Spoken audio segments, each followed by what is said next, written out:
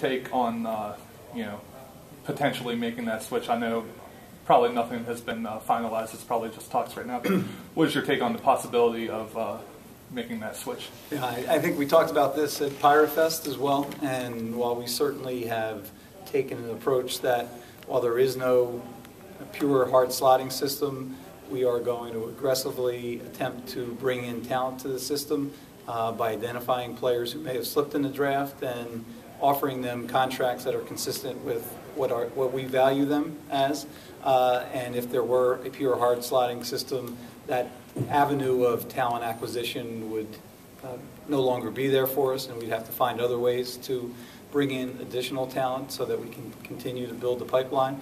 Notwithstanding that, I still personally support a hard slotting system because fundamentally what it does is, one, it means that you will select the best players available when your turn to select comes around, and so that the draft will be able to perform the role that it was originally intended to perform, and that is restock the teams that have finished poorly the year before.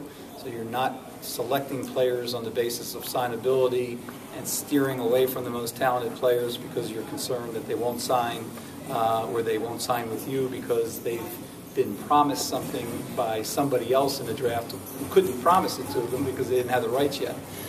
And then secondly, what it would do is it would end this unfortunate practice that we've now gotten into where both the high-profile college players and most of the high school players don't sign until August 15th and therefore lose the entire summer of their draft class.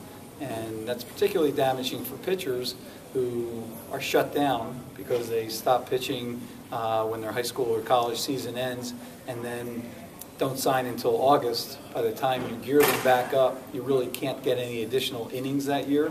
So it's very tough to build them up to the number of innings that you would want them to have the following year.